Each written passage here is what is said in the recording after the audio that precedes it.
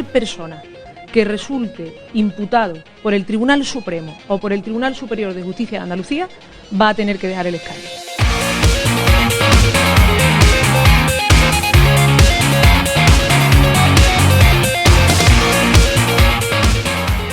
Los resultados de ayer han configurado una nueva aritmética parlamentaria en Andalucía. Nadie tiene mayoría absoluta y, por tanto, son imprescindibles los pactos. El partido más votado ha sido el PSOE andaluz y su secretaria general ha anunciado que su intención es que todos los acuerdos que se adopten sean públicos. Insiste en que no pactará ni con el PP ni con Podemos. No voy a pactar con nadie porque vamos a gobernar en solitario. La línea roja que hemos establecido está pendiente todavía la resolución o la decisión, en este caso sobre el tema del señor Xavi y el señor Griñán, y hasta que esto no se produzca, pues evidentemente vamos a mantenerlo en la misma posición.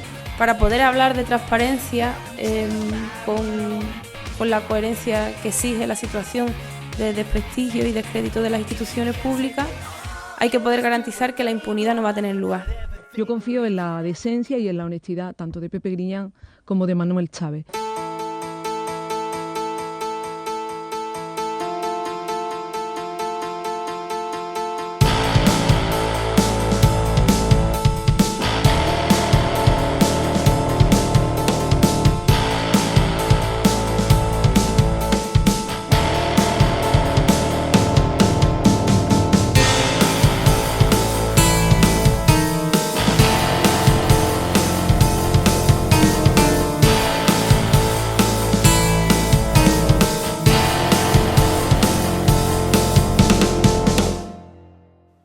Los expedientes de regulación de empleo, aquí desgraciadamente en Andalucía, han sido el pan nuestro de cada día, laboralmente hablando, porque en muchísimas empresas el tejido empresarial andaluz pues ha ido decayendo en los últimos años de una manera alarmante, con la crisis y por propia idiosincrasia, y muchas empresas han ido cerrando. Un ERE es la abreviatura de Expediente de Regulación de Empleo y es un procedimiento administrativo laboral a través del cual un empresario solicita a la autoridad laboral competente permiso para o bien reducir la jornada laboral de sus trabajadores o bien suspender o extinguir directamente los contratos laborales, siempre que se den una serie de circunstancias y garantizando obviamente los derechos de los trabajadores.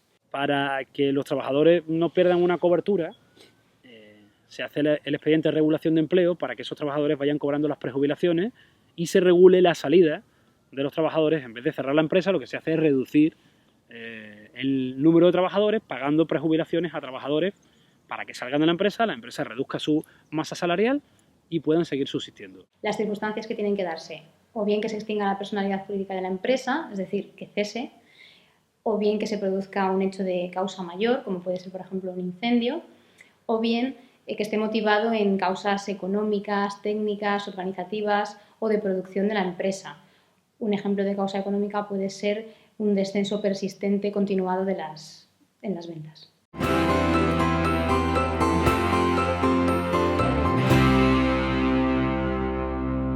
En el caso de los ERE, que también surge precisamente con la investigación de Mercasevilla, lo que se viene a investigar por parte de la jueza es el uso fraudulento de fondos públicos, pero ahora ya a niveles estratosféricos, en cuestiones económicas. Una vez más tenemos que retrotraernos al caso Mercasevilla.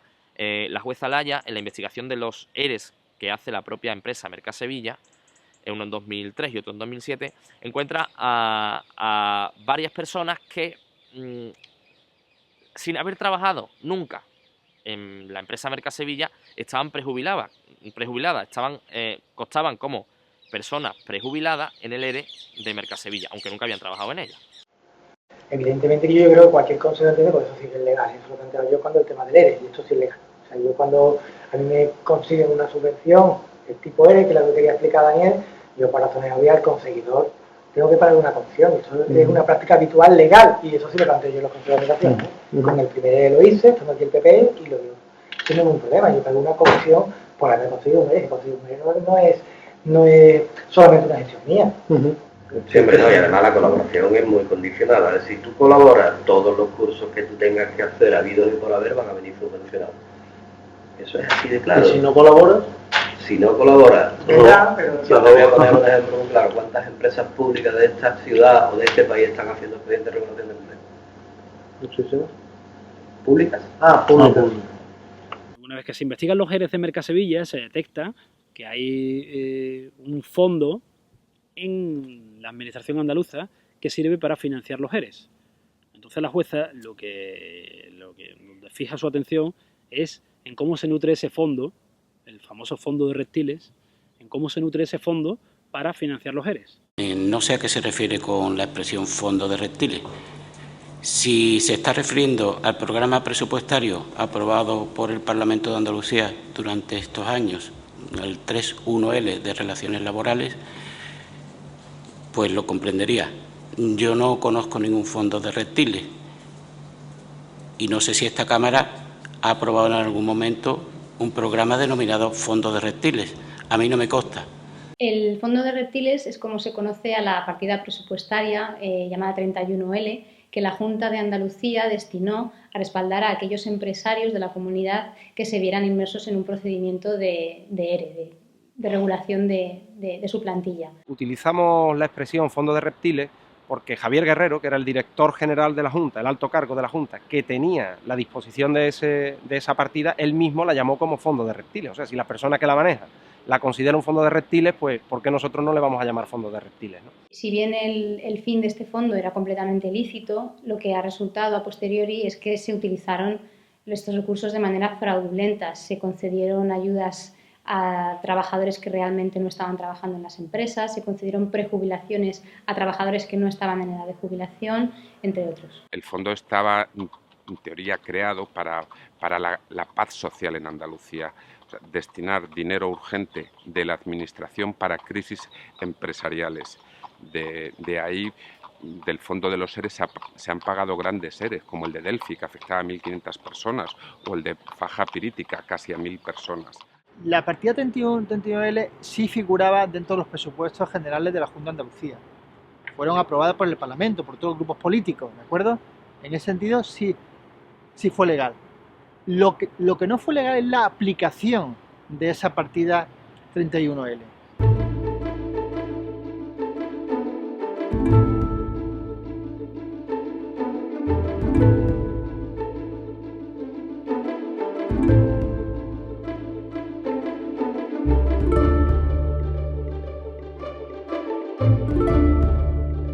Para que esa trama de la partida 31L fuera a parar a gente que no tenía nada que ver, a trabajadores fantasmas o intrusos que nunca habían estado en esas empresas, o para que cobraran esos sindicalistas o esos empresarios o esas aseguradoras, tenía que haber un ente instrumental dentro de la administración autonómica que fuera quien diera las órdenes de pago. En ese sentido, la agencia IFA, el Instituto de Fomento de Andalucía, que luego se ha llamado la agencia IDEA, es clave para ver un poco cómo funcionaba. Ellos hacían de elemento de nexo de unión entre las órdenes que daba Guerrero en todo de la Consejería de Empleo y luego de la agencia IDEA, que era quien efectivamente ingresaba en cuenta. El dinero que existía en el fondo de reptiles fue gestionado por la agencia IDEA. Y aquí es donde se pierde un poquito el control dentro de la administración, porque la agencia IDEA parece ser que ha trabajado de una manera un poco opaca y no sabemos muy bien los requisitos y las condiciones que se han exigido a la hora de conceder las ayudas.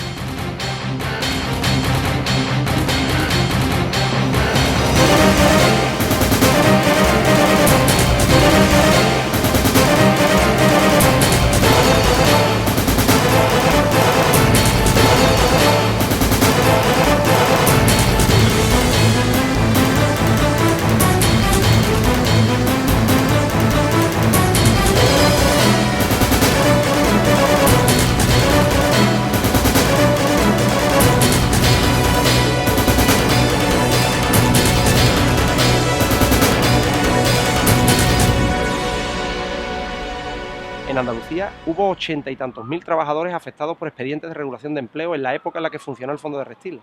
Sin embargo, recibieron ayuda 6.400. ¿Por qué? No se sabe. Bueno, sí se sabe. La jueza Alaya dice que porque esas empresas eran las que estaban mejor relacionadas con los sindicatos mayoritarios, comisiones y UGT, con el PSOE y con la Junta de Andalucía. Ese es el negocio político, pero también hay un negocio económico, que cuando en una empresa de 100 trabajadores la Junta ponía el dinero para prejubilar a esos 100, en numerosas ocasiones se colaban falsos prejubilados.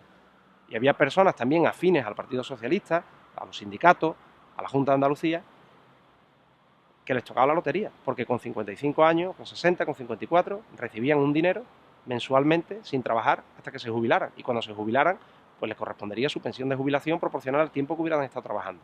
Paralelamente a esto, se usó el dinero para dar subvenciones, ayudas a determinadas empresas. Empresas que además se concentran en la Sierra Norte de Sevilla, de donde es natural el personaje clave de la trama de los ERE, el exdirector general de Trabajo, Javier Guerrero.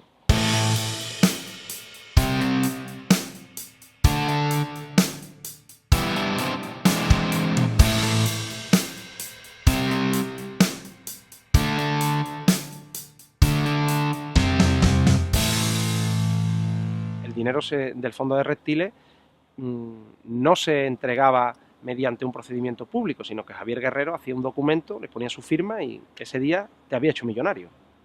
Él decía que te daban 2 millones de euros con cargo a esa partida para un proyecto de tu empresa y te lo daba. Ni he sido un putero, como alguien dijo, ni me he dedicado a la drogodependencia, no está en mi terreno, estoy dedicado a otras cosas y me tomo las copas que me apetecen, cuando me apetecen y donde quiera. También estuvo en connivencia con su chofer.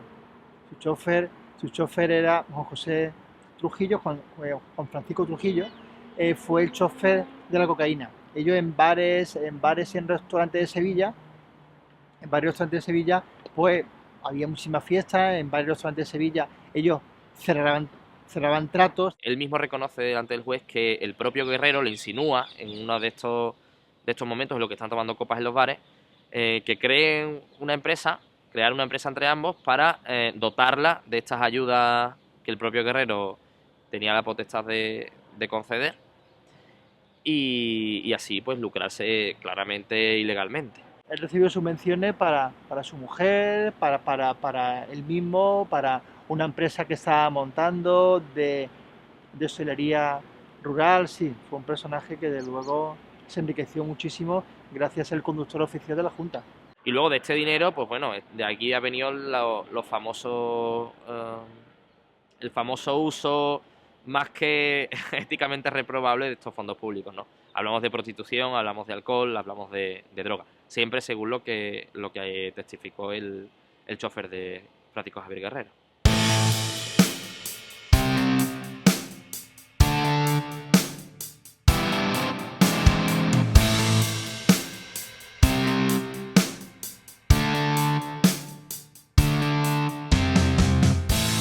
La propia administración, para prejubilar a los trabajadores, necesita contratar una serie de aseguradoras a las que les abona el dinero en cuestión que sea de cada póliza de cada trabajador para que sea la aseguradora quien vaya pagándole, digamos, la prejubilación a estos trabajadores. Aquí en medio también hay sindicalistas que salen en esta investigación en concreto, y todo parte también del caso Mercasevilla. Hablamos de Juan Lanza, un sindicalista de UGT, bueno, al que incluso Fernando Mellés y Daniel Ponce se refieren a él como el conseguidor, como es la persona intermediaria que buscaba a los prejubilados, que buscaba a las aseguradoras y que prácticamente pues te dejaba todo resuelto.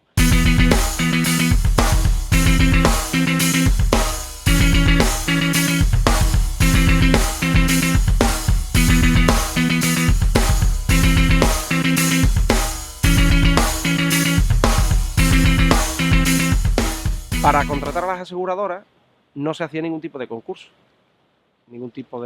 eran contratos millonarios, pero la Junta de Andalucía las elegía de manera discrecional.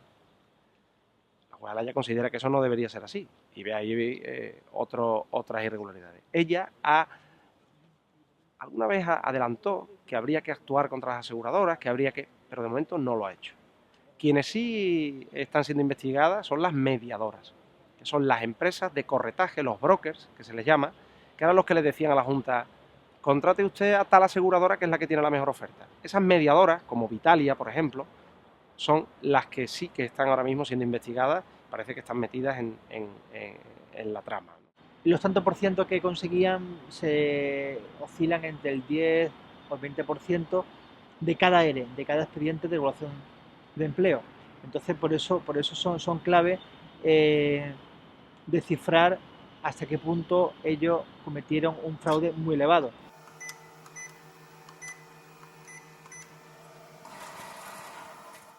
La dotación presupuestaria a lo largo de 10 años del Fondo de los ERE está en torno a los 800-900 millones. Dinero que se pueda considerar defraudado puede estar en torno a los 150 millones de euros. Estamos hablando de dos cantidades. 855, que es el dinero que se utilizó sin control, y 150, que es el dinero que se fue directamente a bolsillos que no deberían haberlo recibido. La juez, sin embargo, considera que todos los 855 han sido malversados porque se han concedido mediante procedimientos sin publicidad procedimientos ilegales, y por lo tanto ella considera que todo es ilegal. Si eso es así, hay ya partes del caso ERE que están sugiriendo que la juez debería imputar a los 6.400 prejubilados, o al menos, si no imputarlo, reclamarles que devuelvan el dinero. En las materias que son objeto de investigación por esta comisión, nunca, repito, nunca se dedujo la existencia de posibles supuestos de fraude o menoscabo de fondos públicos. Si su vecino le advierte a voces por la ventana que salen llamas por el extractor de humos de su cocina, ¿usted qué haría?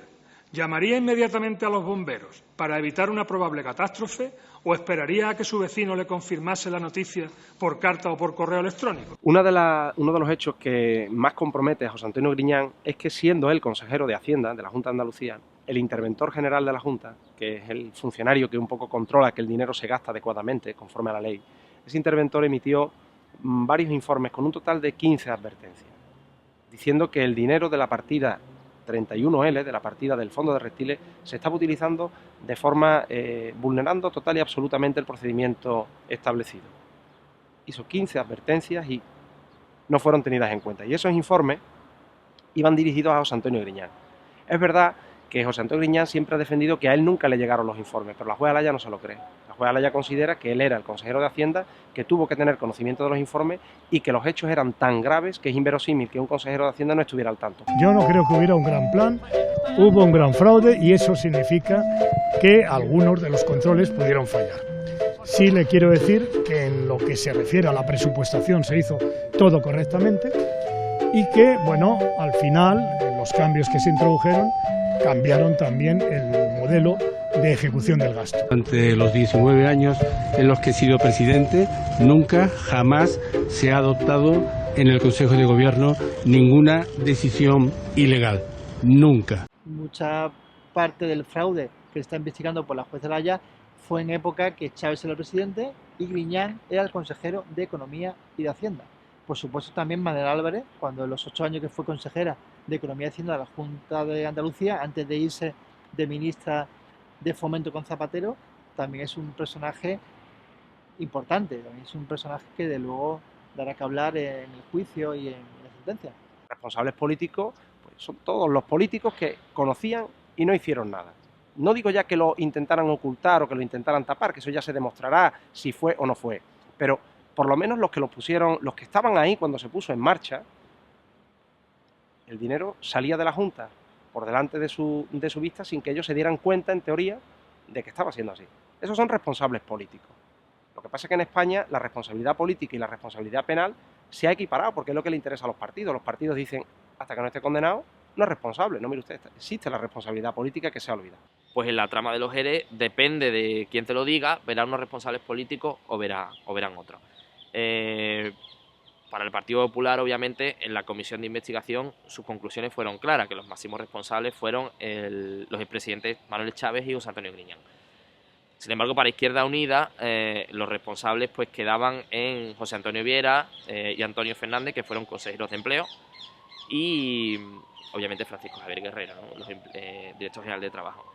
Sin embargo, para el Partido Socialista, el único responsable de todo era el director general de Trabajo. Lo que está claro es que ha habido una golfada en muchos expedientes donde han metido a gente que eso no había por dónde defenderlo, que ha habido un director general de empleo que es un cargo político elegido por el Consejo de Gobierno de los gobiernos socialistas, que ha estado durante 10 años desarrollando esa labor, pero que no lo desarrolló solamente de manera individual. Es una absoluta ingenuidad pensar que solamente el director general desarrollaba estas actuaciones, que eran una de las actuaciones centrales de la Consejería de Empleo, sin el conocimiento de los viceconsejeros y consejeros. Fíjese que la señora Díaz ha sido presidenta durante 1 año y medio en la Junta de Andalucía, precisamente por los ERES y por la corrupción, porque tanto el señor Chávez como el señor Griñán han salido corriendo del Parlamento de Andalucía por el asunto de los ERES, ¿no?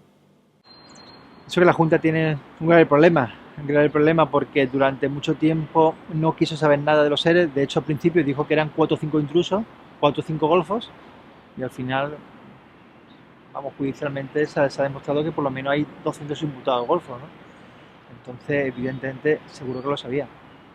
Es un caso tan complejo, es un caso tan complicado, tan difícil de entender, que ellos pensaban que era impenetrable, que ellos pensaban que nunca nadie lo iba a descubrir, que nunca nadie iba a saber que el dinero se estaba utilizando para lo que se estaba utilizando, que nunca nadie se iba a poner a indagar en si en el presupuesto se decía claramente que el dinero de la 31L se utilizaría para lo que se utilizaría.